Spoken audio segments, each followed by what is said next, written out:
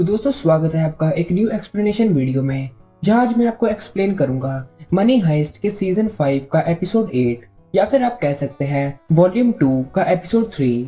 दोस्तों वीडियो बहुत मजेदार होगी, इसलिए वीडियो को पूरा देखना और चैनल जरूर सब्सक्राइब करना। तो चलिए अब वीडियो को शुरू करते हैं। एपिसोड की स्टार्टिंग में दिखाते हैं कि बर्लिन और टटियाना डिनर करने बाहर आए होते हैं, जहां टटियाना बर्लिन से डिवोर्स लेने की बात करती है और फिर बर्लिन टैक्सी में उसकी कार का पीछा करता है और बर्लिन देखता है कि टटियाना उसके बेटे के पास गई थी क्योंकि अब वो उससे प्यार करने लगी थी और बर्लिन ये देखकर बहुत ही दुखी हो जाता है।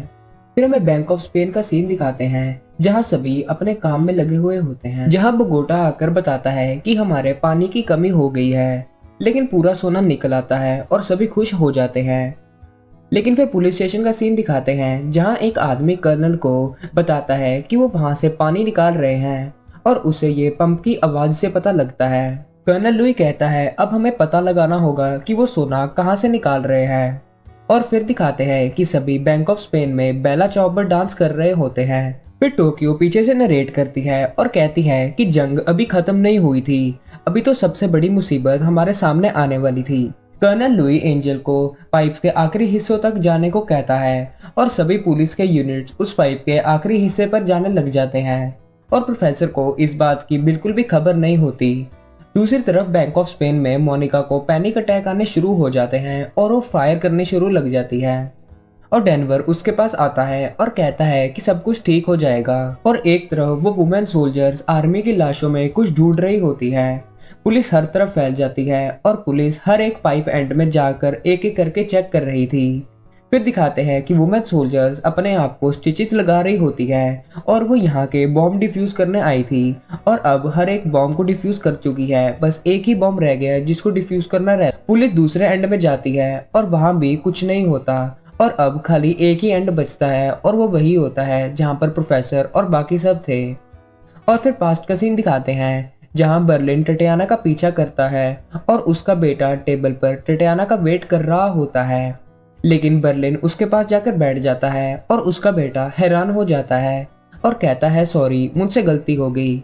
लेकिन बर्लिन उसे चुप करने को कहता है और कहता है मुझे पहली बार लगा है कि आप किसी चीज़ के काबिल हो, क्योंकि अगर मैं भी आपकी जगह होता तो मैं भी किसी प्यार में पड़ जाता सभी रिलेशंस भूल के। और फिर बर्लिन रोने लग जाता है और पीछे से टटियाना भी आ जाती है और बर्लिन जाते जाते टटियाना को कहता है अपनी जिंदगी जी लो और अपने बेटे को कहता है हमेशा खुश रहो। और फिर टोक्यो नरेट करके कहती है कि अब आखिरी बार था जब बर्लिन जेल गया और उसे इससे कोई फर्क नहीं पड़ा था। और अब पुलिस प्रोफेसर को बंकर की तरफ जा रही होती है और मार्सेल पुलिस को कैमरा में देख लेता है और फिर सभी अपने हथियार पकड़ लेते हैं।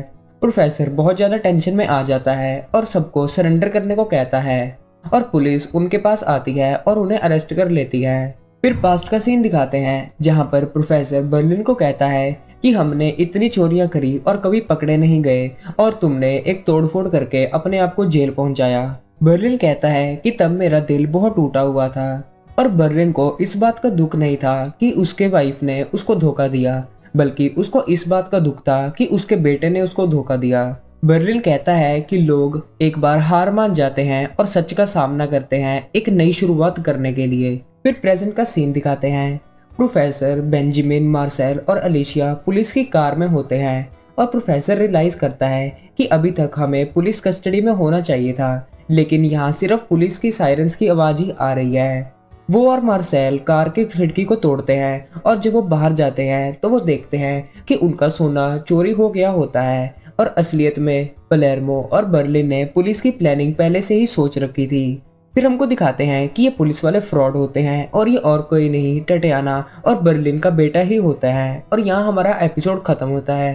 दोस्तों एक्सप्लेनेशन अच्छी लगी हो तो वीडियो को लाइक करना और चैनल को सब्सक्राइब करना। मिलते हैं एक नई वीडियो में।